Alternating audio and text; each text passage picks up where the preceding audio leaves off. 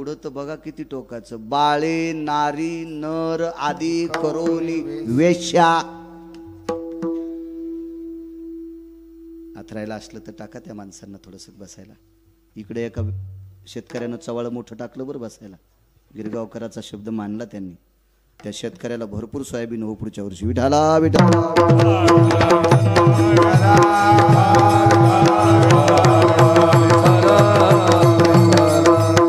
एका निमित्तानं आपल्या परिसरातली लोक येत असतात आपल्या गावात आबा. त्या निमित्तानं त्यांचा सन्मान करणं अत्यंत गरजेचं आहे. आज इथे येणारा प्रत्येक व्यक्ती ज्ञानोबाराय तुकोबारायचा साधक आहे. विठाला विठाला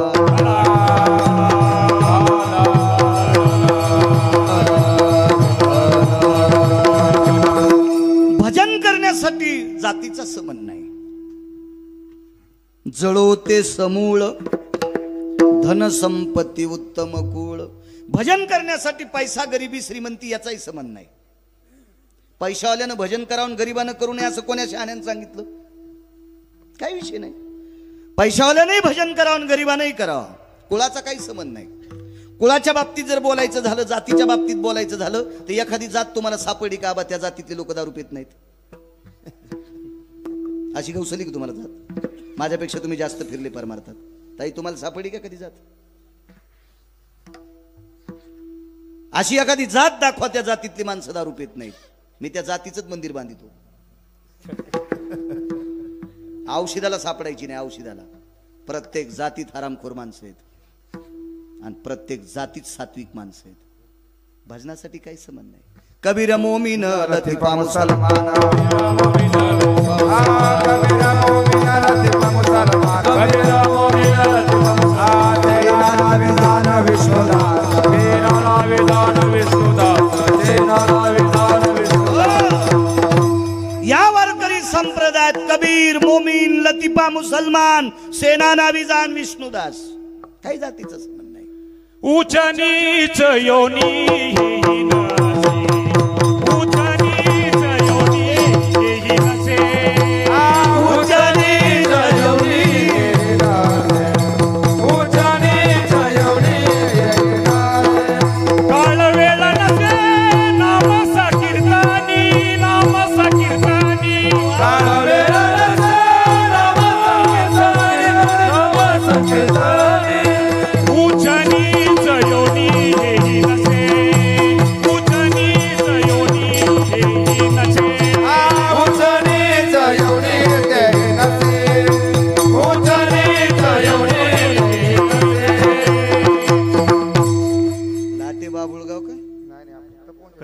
तपोन हा तुम्ही तिथे कीर्तनाला होते बऱ्याच ठिकाणी तेलगाव भागात.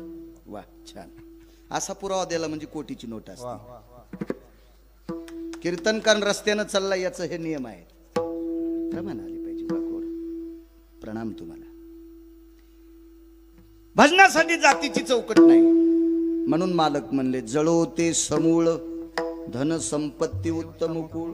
एका अभंगामध्ये नामदेवराय गोड बोलले, जन्म हो का भलते आते, जन्म हो का भलते आते, जन्म हो का भलते आते, जन्म हो का भलते आते. हरी नचके हरी भक्ते, परे नचके हरी भक्ते, परे नचके हरी भक्ति, परे नचके हरी भक्ति, परे नचके हरी भक्ति, परे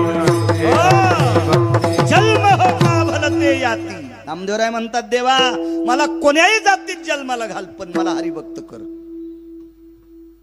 वारकरी आबा कोण्याही जातीत जन्माला येऊ तो पूजनी ते अधिकारी मोक्षाचे. हो का उत्तम त्याचे पायी माझे कपाळ, त्याचे पायी माझे कपाळ, त्याचे पायी माझे कपाळ. हो का उत्तम त्याचे पायी माझे कपाळ, त्याचे पायी माझे कपाळ, त्याचे पायी माझे कपाळ. हो का उत्तम चांडाळ. साध्वी जनाबाईंचं वाक्य आहे. राधाताई जनाबाई म्हणतात उत्तम कुळातला आहे का चांडाळ कुळातला आहे. पण वारकरी आहे ना त्याच्या पायावर माझं कपाळ आहे. पंढरीचे वारकरी त्यांचे पाय माझे श्री. वारकरी आहे ना, मग त्याचे पाय माझ्या डोक्यावर. जनाबाई म्हणतात, बरं जनाबाईचा अधिकार किती मोठा. एखादी माऊली आहे का तिच्या हाताने पंढरपुरातला मालक जेवला. नाम याची जनी कोणतीये भाव, जेवी पंढरी राव ते सबे. जगाचा पाप तिच्या ताटात जेवत होता राधाताई. काय बाई. आणि त्या बाईनं म्हणा वारकरी कोण्याही जातीतला असू द्या, त्याचे पाय माझ्या डोक्यावर. मालक म्हणले जळो ते समूळ, धन संपत्ती उत्तम कुळ. यातायाती धर्म नाही विष्णुदासा, निर्णयाईसा वेदशास्त्री. वेदशास्त्री यातायाती धर्म नाही विष्णुदासा, निर्णयाईसा वेदशास्त्री.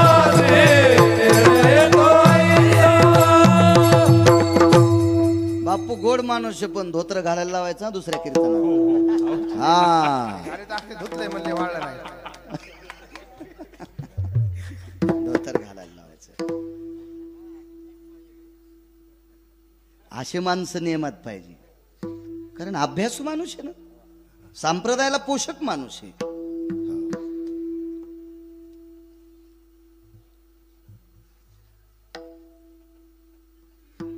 काय म्हणले प्रमाण. यातायाती धर्म नाही विष्णुदासा. बर साक्षी कोण दिली. देवा. निर्णय तो आईसा वेदशास्त्री. पुराण चमतितम शास्त्र भया वेद भयाय निजायन्ते. ध्वज कीर्तिया मंगल भयो निरंजन भय सकल सुधा. निरंजन भय सकल सुधा. निरंजन भय सकल सुधा. अरे वेद आरती गातोय. वेद वेद वैष्णवांची काय ताकद आहे. निरांजन भय सकल सुधा. नैवम गिरगावकरम लिखितम. नैवम गांजा कसम लिखित. आबा याला बी सूर लावायले. विठाला विठाला. शेवटच्या कडव्यात मागणी मागितली. तुका म्हणे देवा जेने घडे तुझी सेवा. मला एक देऊन टाक, मी जे जे करील ती तुझी सेवा घडली पाहिजे. असं कधी कधी भजन केल्यावर सेवा घडते असं नाही. आई वडिलांची सेवा केल्यावर सुद्धा भजन केले विटेवरच्या मालकाची सेवा घडते. आई वडिलांची सेवा करणाऱ्याला सुद्धा विटेवरच्या मालकाची पूजा केल्याचं पुण्य प्राप्त होते. फार मोठी ताकद आहे, फार मोठी ताकद. घरातल्या वयस्कर माणसाचा जर आदर केला, घरातल्या वयस्कर माणसाची जर सेवा केली, तर ही सुद्धा विटेवरच्या मालकाची सेवा केल्याचं पुण्य प्राप्त होते. स्वामी काज गुरु भक्ती पितृवचन सेवापती. पितृवचन महापूजा नाही तुझा. स्वामी काज गुरु भक्ती पितृवचन सेवापती. हे तुझी महापूजा अनुभव नाही तुझा. या मागून या जागा आहे. स्वामी काज गुरु भक्ती पितृवचन सेवापती. हीच विष्णूची महापूजा अनुभव नाही तुझ्या. माणसं एकाच दिवशी जास्त गर्दी करते. तू वाटून वाटून सगळ्या कीर्तनाला यायला पाहिजे. विठाला विठाला.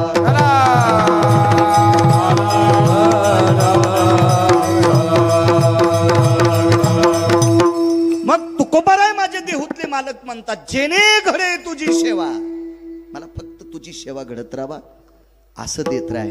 हा साधा सोपा सरळ अभंगाचा अर्थ झालं कीर्तन. विठाला विठाला.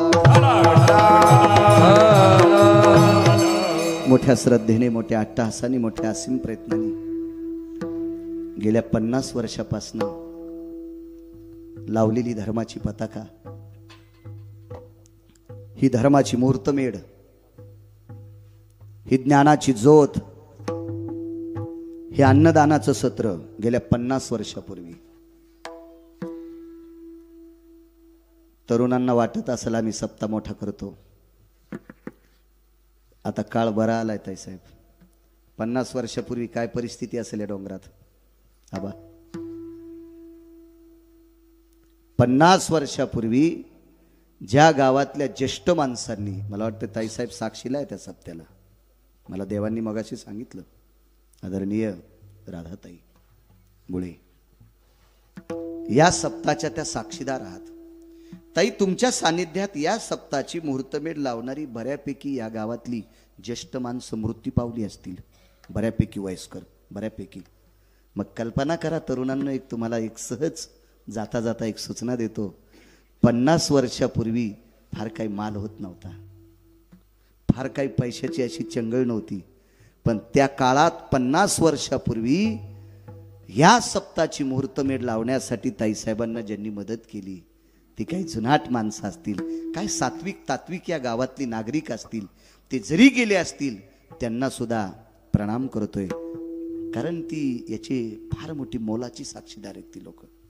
करू आपण मोठा, आता त्याबद्दल दुमत नाही, आता काळ गोड झालाय, त्याबद्दल काही मदन महाराज चिंता नाही. या जुनाट परंपरेला पुनश्च एकदा प्रणाम करतो. मृदंग क्षेत्रातलं एक नाविन्यपूर्ण वयवृद्ध तपोरोत रत्न आदरणीय मुळे आबा आहेत. एक सात्विक तात्विक सदाचारी परमार्थिक क्षेत्रातलं मृदंग क्षेत्रातलं रत्न.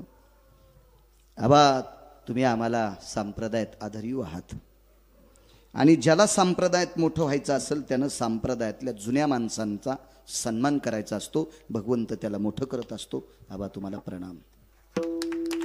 वारकरी संप्रदायामध्ये मृदंग क्षेत्रामध्ये एक नाविन्यपूर्ण रत्न कालवश स्वर्गीय सुभाष गुरुजी यांचे सुपुत्र आदरणीय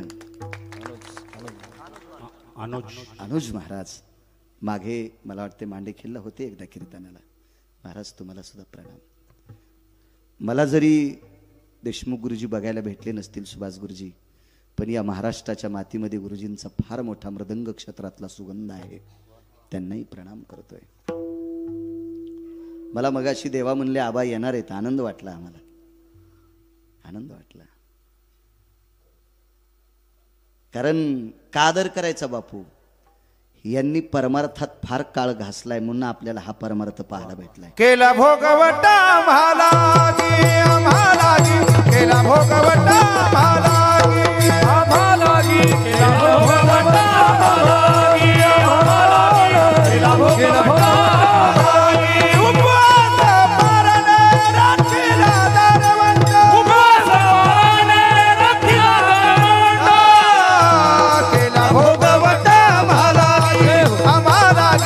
भोगवटा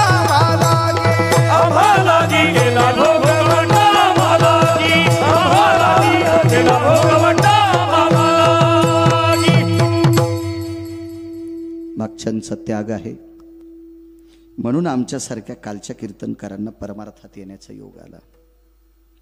महाराज ज्ञानोबाराय तुकोबारायच्या नंतर ज्या साधकांनी आपला वेळ परमार्थात घातला म्हणून आपण माणसं म्हणून जगतो.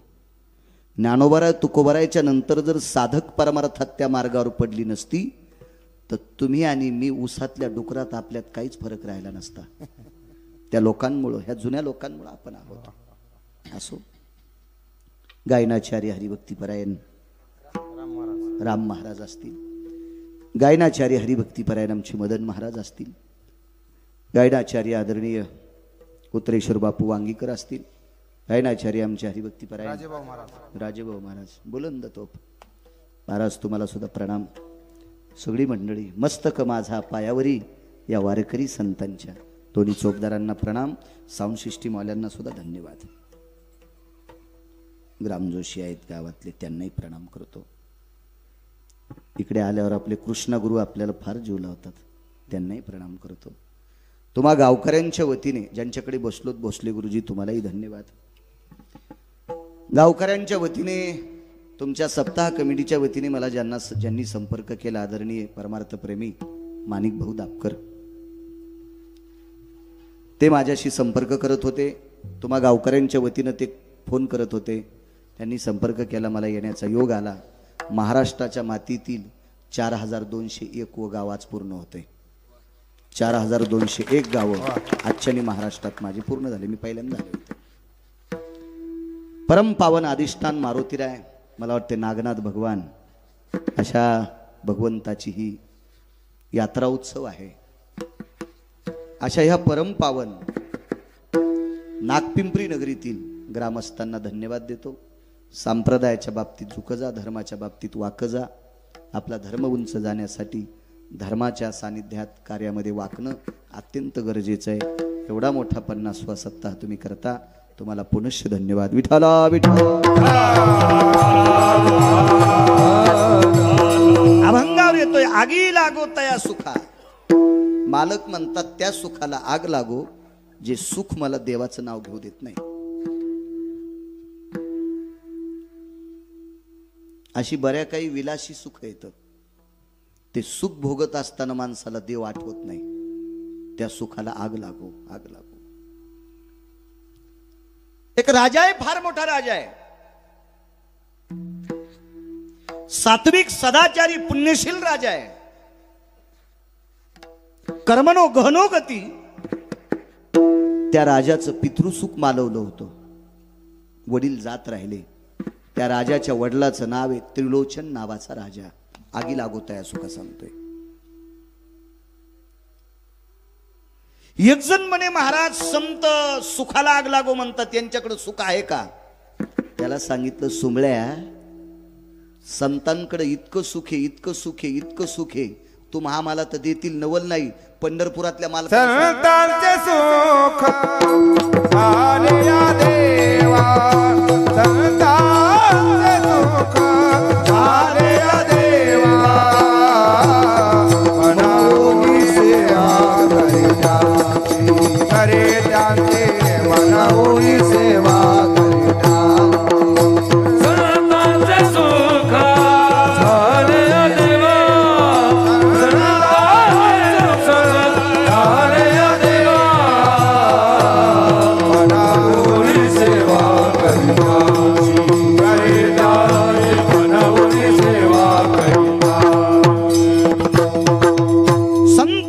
सुख झाले या देवा, मनवोनी सेवा करी त्यांची. संतांनी देवानं संतांकडचं सुख घेतलंय, पण फुकट नको म्हणले, म्हणून सेवा. अहो, माझ्या अष्टादश संतांपैकी एका संतांकडे सुख फेडण्यासाठी पंढरपुरातला मालक 36 वर्ष वॉचमन राहिला. दत्त चोपदारी करीताते, करीताते, दत्त चोपदारी करीताते,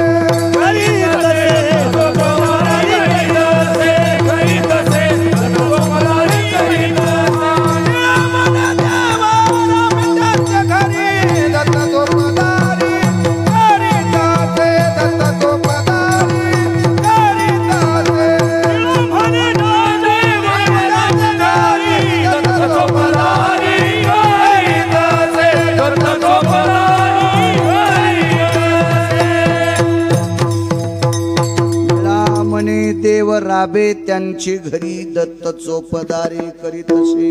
36 वर्ष एकनाथ महाराजांच्या घरी चोपदारकी केली जगाच्या मालकानं. का? सुख कसं संतांचं घ्यायचंय, काम करत होता. या सुखा कारणे देव वेडावला, वैकुंठ सोडून संत सदनी राहिला.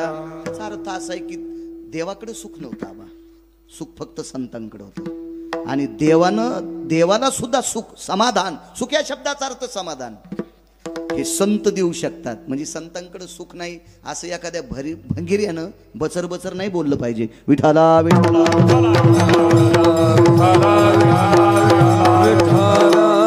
काही काहीच्या हातात माईक आल्यावर इतकं बचर बचर बोलत की बचर बचरपणा पण लाजतू.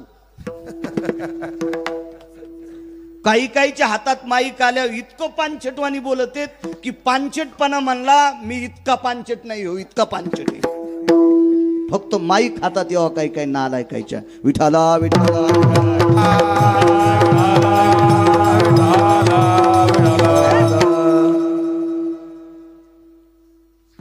येरवी दिठीवे धिली कवळे, चांदनिया ते म्हणे पिवळे, तय माझ्या स्वरूपी निर्मळे,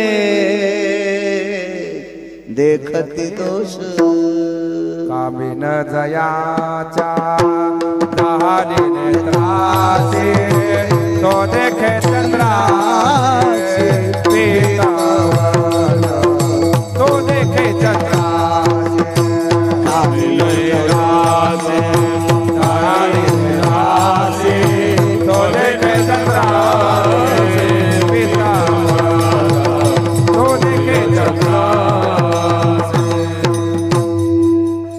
नारायण बाबा कृपा पात्र आहेत. सद्गुरु नारायण बाबांची कृपा आहे बापूवर. कामिनी जया कामिन जया झाली नेत्रासी तो देखे चंद्रासी पितवर्ण. कावीळ नावाचा रोग ज्याला झाला त्याचे डोळे पिवळे पडते देव, आणि ते चंद्राला पिवळं म्हणते. पा भंगिरे, चंद्र पिवळा असतो का? तै स्वरूपी निर्मळे देखती दोष. देवाला संताला दोषी समजणारी भंगिरी आहेत ना अजून बी. काय संतांकडे सुखे हे वाचणं सोमळ्या. तू डोका आहे तुला चांगलं, डोळे आहेत, वाच तू वाच. किती संत श्रीमंत होते, संतांकडे सुख आहे.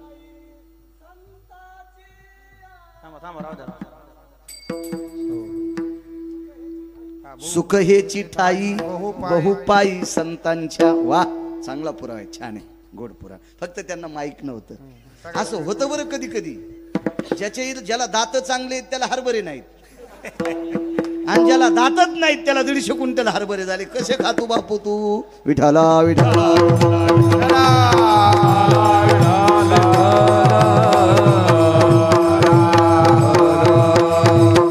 पण छान प्रमाण दिलं. वा, घोडं कोणाचं असू दे, घोडं म्हणलं पाहिजे. बरेच गधे पाहुण्याच्या गध्याला घोडं म्हणतात. गाढ शृंगारीले घोडे काही केलं नव्हे घोडे, काही केलं नव्हे घोडे, काही केलं नव्हे घोडे.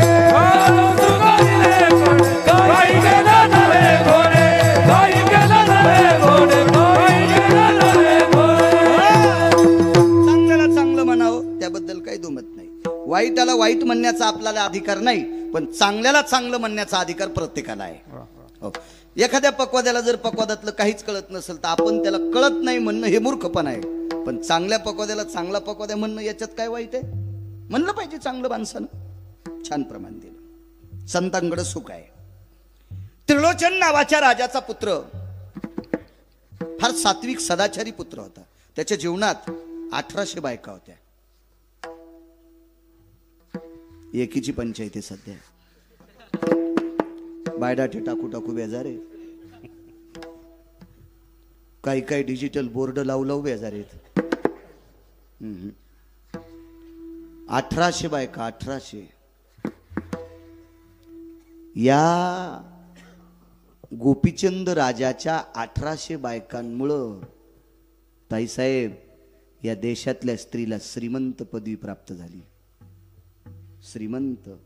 ज्या घरी कुलस्त्रिया राज्य राणी व संपत्ती, ज्या घरी कुलस्त्रिया. 1800 बायका. हो, पुढे झालं. डोकं भरून पदर घेणाऱ्या 1800 बायका होत्या. निशी माझी चेवविली करद्वया स्थित पावली, पटकुला स्थित हाल चाले करिओ कामिनी, नैवम गांजा कसम लिखितम. रात्री जर 1 वाजता चेव आला तो गोपीचंदाच्या पत्न्या पदराला हात लाईत होत्या. तियेचा आचळू सरसावला. पैठणच्या मालकांचं वाक्य. तियेचा आचळू सरसावला. आचळू म्हणजे पदर. गोपीचंदाच्या पत्न्यांपासून या देशातल्या स्त्रीला श्रीमंत पदवी मिळाली. श्रीमंत. राज्य राणी व संपत्ती. या देशाची स्त्री श्रीमंत संपत्ती आहे. वा, अशा बायका. वैभवातला राजा होता. रोज गोपीचंदाला 300 बायका स्नान घालायच्या. सावित्रिक 18. आमचा मित्र म्हणला काय सांगायचं महाराज, रोज सकाळी माझी बायको गरम पाणी टाकीती. एकदा ऐकलं मी. कधी भेटल्यावर काय सांगायचं बाळू महाराज, काय माझी मंडळी गरम पाणी आंघोळीला देती. म्हणला आमची नदीला धाडी ती. तिळभर करायली निळभर सांगायली. तुझी काय इडपटीच काय. आमच्या नाहीत टाकीत का आम्हाला पाणी गरम? अरे पुराणातल्या लोकांचं सांग, आपलं काहीच कायला सुंबळ्या आहेच काय आपलं? ईद भरला कडून 17 हात दिलपी 300 बायका स्नान घालायचे. आबा सूर सनई चौघडा बावनिया चंदनाचा चौरंग सोन्याच्या फिरक्या नाना प्रकारचं सुगंधी द्रव्य देवा अंगाला लावायला सोन्याचा घंगाळ काय थाट. 3ऱ्या मजल्यावर आई होती ना आईच्या डोळ्यातून पाण्याचा थेंब पडला. पोराचं सुख पाहिल्याच्या नंतर तिला दुःख वाटलं असं नाही, तिच्या पक्क लक्षात आलं याच्यापेक्षा 1000 पटीने याच्या बाबाचं सुख होतं. पण तिनं डोळ्यानं आपल्या पतीला लाकडात जाळलेलं पाहिलं. माझी या डोळ्याने पाहिली दीपवाळी आता पेटवा होळी माय बापा. मालकाचे हाड लाकडासारखे जळाले, अंगावरचे रोम गवतासारखे. तोरे त्रिलोचन नंदनू. हे गोपीचंदा, अरे तुझ्या बाबाची अवस्था पाय, माझ्या डोळ्यानं पाहिली. डोळ्यातलं पाण्याचा थेंब पडला. संदिशी तितक्या बायकांवर आई काय झाले? काही नाही रे, कौरक्या सुखात पडत. किती दिवस राज्य करायचे तुला? किती दिवस याच्यातली सुख घ्यायचे? अरे तुला मुलं बाळ झाले, 1800 पत्न्या आहेत, एवढ्या मोठ्या वैभवातला तुझा संसार, समुद्र वलयांकित साम्राज्य आहे तुझ्याकडे. एवढं मोठं वैभव असताना तू एखादीशी देवाचं नाव घेतलंस का रे? काहीच सांगशील देवाला? दक्षिणेच्या राजा यमधर्मानं जो तुला विचारलं तर तू काय सांगशील? मला 1800 बायका होत्या बरं का, मला त्या 300 जणी रोजच्या आंघोळ घालायच्या बरं का, 6 दिवसाला पहिल्या बदलत होत्या बरं का, मला उठणं लावित होत्या बरं का. आणि राजा तू असं सांगत राहिला तर यम ऐकताना गरम सळ्या करून आणील बरं का. तुला रट्टे देईल रे राजा, तुला हे संसारातले चुटके यम ऐकत नसतो रे राजा. आईनं उपदेश केला बा. आणि त्याच दिवशी आंघोळ आटपल्याच्या नंतर देवळीत 2 धुडके होते, 2 एकाच रंगाचे 2, ते भगव्या रंगाचे होते. 2 धुडके, एक कमरेला गुंडाळलं आणि एकाची झोळी केली. भिक्षा देही मा. 1 नंबरच्या बायकोला माय म्हणून भिक्षा मागितली. भिक्षा देही मा. पाहिलं नवऱ्याला, टस टस टस डोळ्यातून पाणी आलं. भिक्षा वाढली. माय तुझं कल्याण हो. धनी मी पत्नी, माय तुला स्वतःचा धर्म कसा सांभाळायचं ते सांभाळ, पण आजपासून तू माझी माय. मी नाही पती समजणार. भगव्या रंगाची लुंगी कमरेला गुंडाळली आणि भगव्याच रंगाच्या कपड्याची 3 पदराची झोळी केली. 1 नंबरच्या बायकोला भिक्षा मागितली. आईच्या पायावर डोकं ठेवलं, निघाले. एका जंगलात मुक्कामाला. आगी लागत आहे असो का सांगतोय. जंगलात मुक्काम पडला.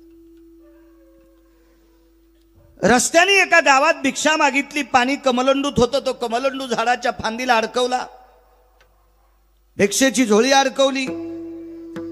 वाहत्या पाण्याला हातपाय तोंड धुतलं, वळकटी लांबवली आणि झाडाच्या खाली तो मुक्काम केला. जंगल होतं, रस्ता होता. त्या रस्त्याने एक वाट सुरू चालला होता. त्याने विचार केला, मागचं गाव लांबे, पुढचं गाव लांबे, आपल्याला सापडणं शक्य नाही. साधूचा आश्रय भेटला, आपण इथं मुक्काम करावा.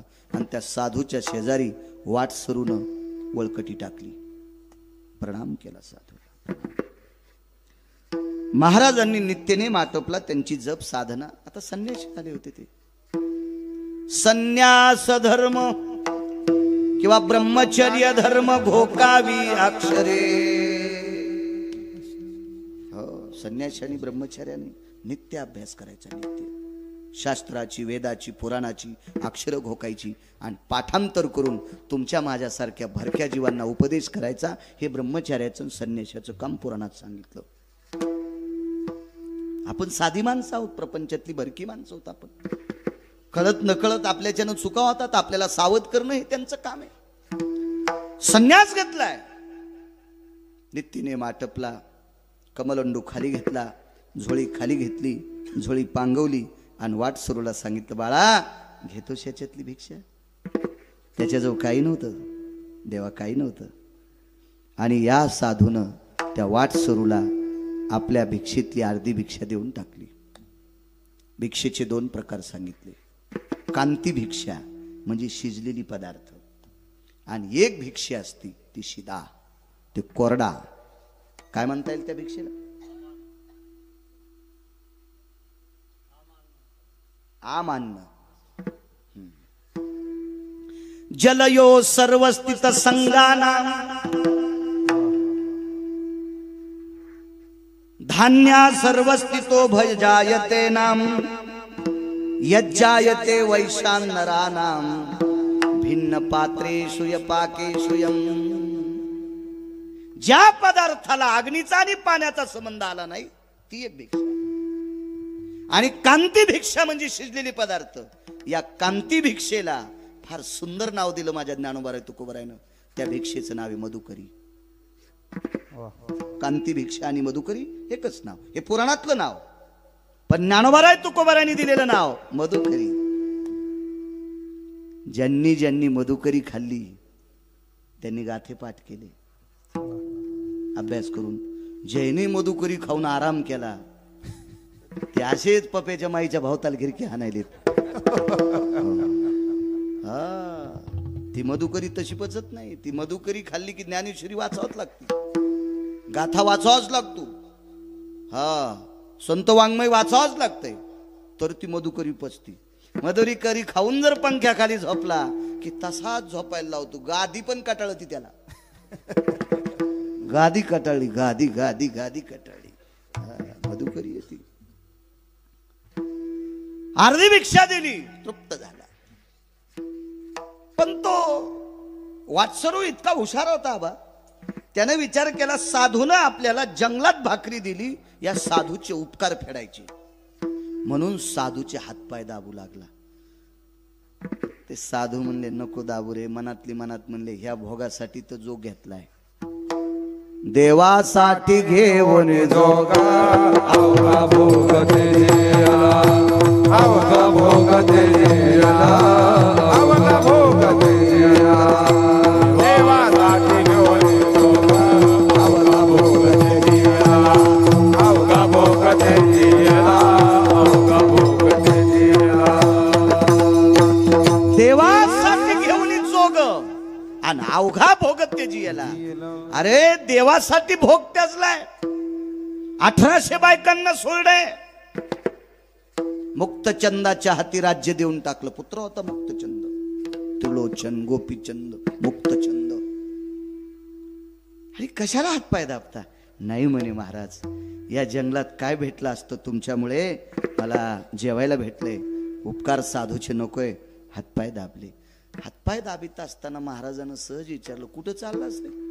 काही नाही म्हणे, काही अंतरावर गोपीचंद नावाच्या राजाची नगरी आहे आणि त्या राजाकडे 5-6 महिन्याला मी भिक्षा मागायला जात असतो. एकदा भिक्षा मागितली की 6 महिने कोणाला भाकरी मागायचं काम नाही, इतकं राजा द्रव्य देऊन टाकतोय.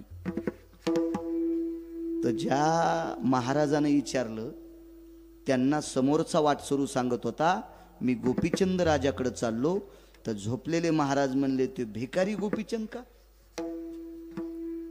वाक्य नीट ऐका. त्या वाटसरूला काय म्हणले महाराज? तो भिकारी गोपीचंद का? इतका राग आला मदन बुवा त्या माणसाला. ते म्हणलं ए महाराज हिशाबात बोल. भाकर दिली म्हणून तू हातपाय दाबायला लागलो. अरे तुझ्यावर चालते. अरे तो भाकर दिलीस म्हणून तू हातपाय दाबायलो आणि एवढ्या मोठ्या राजाला भिकारी म्हणतोस? काही ठोक आहे का तुला?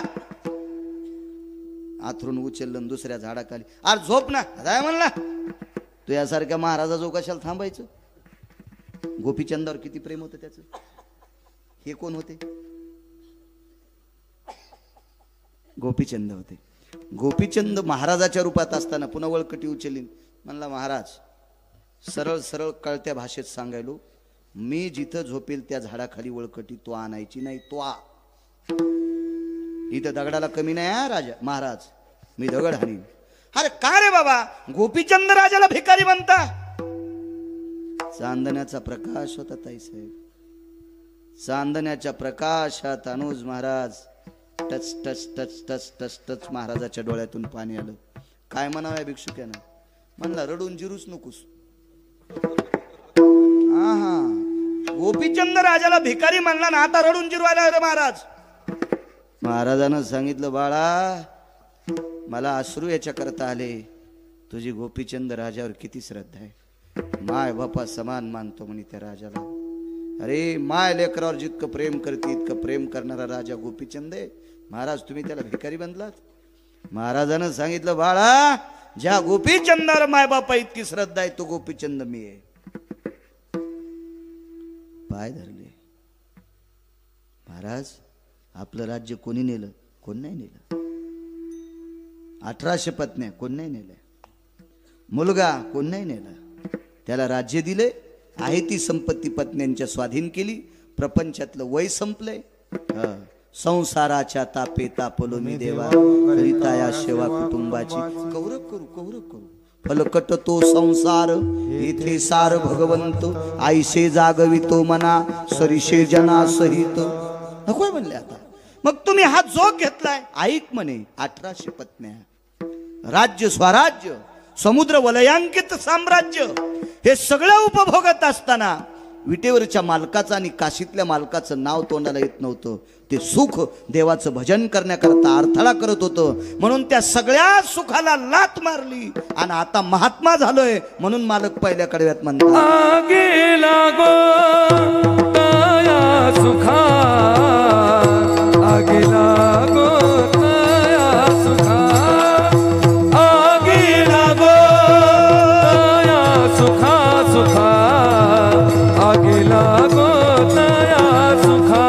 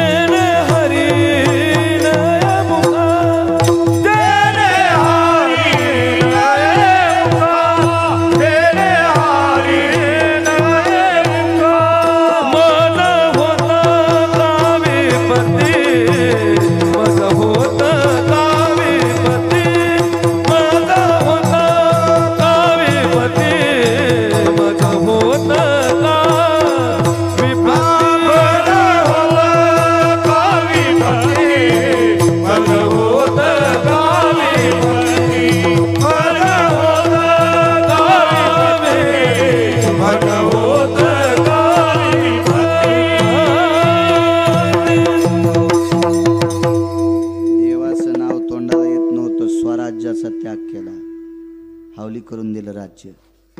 या असत्तेवर आरूढ असणारी संत आहेत.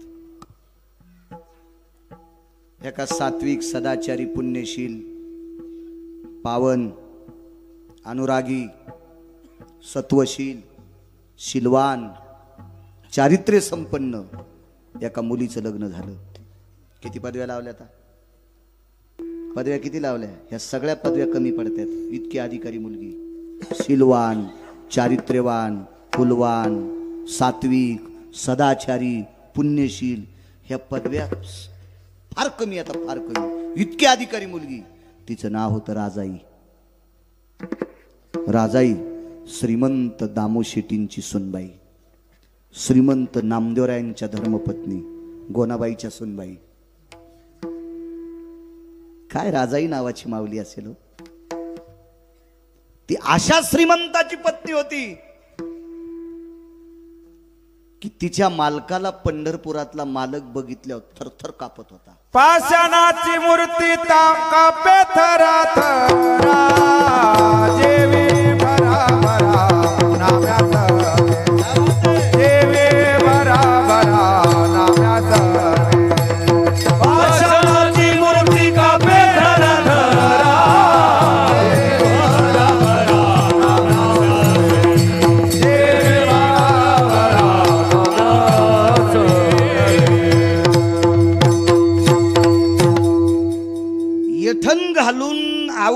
आणायचा जर कटाळा असल तर यठण खालून दिल्यावर तरी आवत आणलं पाहिजे. आहे का नाही? वा वा.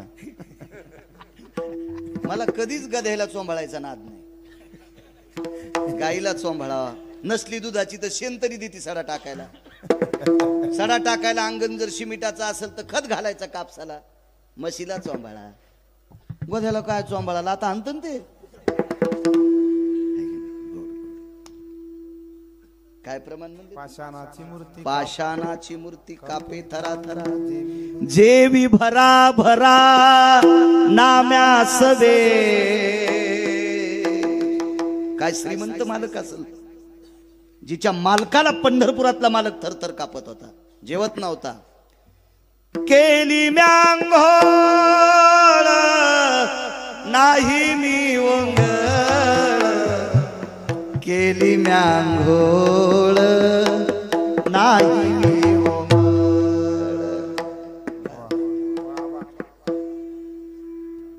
शहाण्याबाईनं घातलेलं लोणचं 2 वर्षाच्या नंतर खा. वाळलं न तर पाण्यात बुडून खा, तरी अर्धी भाकर आगाव खात माणूस. शहाणेबाई तसे शहाणं का. आणि टिकल्यावालीनं घातलेलं लोणचं 4थ्या दिवशी त्याच्यावर फेदरी. हो हो, ते पाहिलं की सर्दी होती. राहू दे त्याच्यापेक्षा नकोच. अनुज तुमचे बाबा आबा हे संप्रदायाला लाभलेले अनुज भाई रत्न होते तुमचे बाबा. महाराष्ट्राच्या मातीमध्ये अनुज राजे तुमच्या बाबांचे किती शिष्य असतील हो, काय शिष्य असतील. ही जणी लोक फार मोठी जणी लोक. वा. थरथर कापायचे मालक. अहो उत्तर भारतातला साधू होता देवा, हा दगडाला दूध पाजित होता. दगडाला उत्तर भारतातला साधू आबा, त्याचं नाव होतं कान्होगोवारी. त्याला इतका गर्व होता, माहिती पत्थर को दूध पिलाता बोले. तर साध्वी जनाबाई म्हणल्या, आपल्या मुक्ताई साहेब म्हणल्या, झिपऱ्या दाढीच आलेली त्याची. त्याच्या जटा धरायला 200 शिष्य होते. पैशावालं होतं ते. जटा धरायला 200 शिष्य आणि दाढीच आलेली म्हणल्या झिपऱ्या. अशा रस्त्यावरल्या दगडायला तर महाराष्ट्रातले कुत्रे बी दूध पाजतील. तू पंढरपुरातल्या उभ्या पत्राला दूध पाज, तू या खडावा सांभाळीते. आणि मग कान्होगोवारी पंढरपूरला आला. चलो रे भाई पंढरपूर जाना, केशव माधव से मिलना. चलो रे भाई पंढरपूर जाना, केशव माधव से मिलना. चलो रे भाई पंढरपुर जाना, केशव माधव से मिलना. चलो रे भाई पंढरपुर जाना, केशव माधव से मिलना. हिंदी भाषित होता तो. चलो बरे पंढरपूर को जाना है, केशव माधव से मिलना. विठ्ठल माधव से मिलना, विठ्ठल माधव से मिलना. आणि मग कान्होगोवारी पंढरपूरला आले आणि सोन्याची गुंडी घेऊन दूध पाजू लागला. गरुड खांबापाशी गेलं की पंढरपुरातल्या मालकानं सांगितलं, अग्नी नारायणा हे फुगीर आहे आणि फुगीराच्या हाताने मी नाही नैवेद्य घेत. तिळ मात्र जरी होयाभिमान, मेरू तो समान भार देवा. मालकान सांगितल्याबरोबर देवा अग्नीनं दुधात प्रवेश केला आणि इतकं दूध उकळलं की कान्होगोवारीचे हातच जळाले. लहा लहा करू लागला. मग मुक्ताई साहेबांनी सांगितलं, नामदेवा पाजन दूध. तर दूध आणायला पैसे नव्हते. आई साहेब कान्होगोवारी श्रीमंत आहे तर आपल्याकडे पैसे नाहीत. मुक्ताई साहेब म्हणल्या, नामदेवा किती दूध सांडलंय परवरात, हे भरा. तर नामदेवराय म्हणले, आई साहेब म्हणजे मुक्ताई साहेब, आई साहेब ह्या दुधाला आपले पाय लागलेत. मग राधेच्या पायाची माती पाण्यात टाकून त्याला प्याव वाटती असं कोण म्हणतंय? मुक्ताई साहेब. मग आपले पाय का घाणीतून थोडेच आलेत. राधा भक्त आहे म्हणून तिच्या पायाची माती पंढरपुरातल्या मालकानं द्वापार युगात पेली. मग आपल्या पाय दुधाला लागल्यावर आपल्या पायाचं दूध प्यायला काय हरकत आहे? भरा दूध. नामदेवरायला सांगितलं, वंजळीन दूध भरलं आणि देवाकडे चालले. मग ताईसाहेब म्हणल्या, नामदेवा त्याला गरज असली तर खाली येऊन पेन. हे कोण पाहत होता माहितीये का? कानोगोवारी, दाढीन गिडहीन. हो, 2.25 किलो तर सोनं होतं गळ्यात त्याच्या. हो, असं दिसायला बोक्यावानीच होगा. वा, नुसतं दूध प्याचा देऊन असं कानोगोवारी असं पाहू लागलं. म्हणजे हे भगवान नीचे आएंगे बोले, हे तो पत्थर के भगवान आहे, कैसे आएंगे? आणि मग नामदेवराय खालून म्हणतात, दूध पिवो मोरे गोविंद लाला, दूध पिवो मोरे गोविंद लाला. बऱ्यापैकी चांगलं. कोणती गाय, कोणता बछडा, घरी गेल्यावर म्हणू आपण ते पुन्हा. विटेवरचा मालक खाली आला. ज्या बाईच्या मालकाला जगाचा बाप भेट होता, ती बाई किती श्रीमंत असेल? त्या बाईचं नाव राजाई. ही आतली श्रीमंती आहे. आणि वरची श्रीमंती सांगू का राजो? त्या बाईचा सासरा मुसलमानाचं भांडार सांभाळीत होता. बिदरचा बादशाह कोण होता? जातीनं मुस्लिम. मंगळवेळ्याला जे धान्याचं भांडार होतं का बा अनुजराजे, ते बिदरच्या बादशाचं होतं. आणि हे भांडार सांभाळायला दामू शेट्टी होते. परिस्थिती फक्त पोटासाठी. एका ठिकाणी एक पुरावा आला. यांचे घर किती साधे होते. वारा पाणी मुसळधारा, तेने तेने मोडीले छपरा. वारा रे पाणी मुसळधारा, तेने मोडीले छपरा. केळीवरी नारळी घर चंद्रमोळी, जाणत से आळी नामयाची. साधं घर हो. आणि इकडची श्रीमंती बघा, देव भेट होता. देव देव देव घ्यायचा. वजनदार, सात्विक, सदाचारी, पुण्यशील स्त्री राजाई, संत शिरोमणी नामदेवरायांच्या धर्मपत्नी. मला वाटतं या माऊलीला 4 पुत्र झाले ना. नारा विठा गोंदा माता हे चौघे पुत्र. नारा विठा गोंदा माता हे चौघे पुत्र. जन्मले पवित्र त्याचे वंशी. दामा दामा दाना बापले, दामा दामा दाना बापले. नारा विठा मादा 4 जन्मले ते वंशी. नामदेवरायाच्या कुळात, दामोशेटीच्या कुळात हे 4 नातू जन्माला आले. 4. चौघांपैकी एकाला मुलगा झाला. त्याचं नाव होतं मुकुंद. नामदेवरायाचा वंश पुढे मुकुंदाचा वाढला. मुकुंद. काय नाव असेल नामदेवरायाच्या ज्येष्ठ सुनाचं? वा, लाडाईला मुकुंद झाले. हो, आपल्या वंशावळी, संतांच्या वंशावळी पाठ ठेव जा. कल्याण करेल देव तुम्हाला. जे भक्त चरित्राते प्रशंसती, ते प्राणा परोते मजा आवडती निवृत्ते. जे भक्त चरित्राते प्रशंसती. पंढरपुरातल्या मालकाला जीवापेक्षा जास्त आवडतात. आपल्या संतांची यादी अंतःकरणात ठेवा. मुकुंद नामदेवरायाचे पुढे नातू, तिथून पुढे मला वाटतं आता 14वे का 15वे वंशज नामदास महाराज वंशज त्यांचे. मुकुंद महाराजांपासून भारदस्त कुळ. आणि त्या नामदेवरायाच्या धर्मपत्नी राजाई. अत्यंत परिस्थिती साधी. ज्या घरी असलेल्या माऊलीनं लोकाच्या शेतात गौऱ्या येचून चूल पेटवावी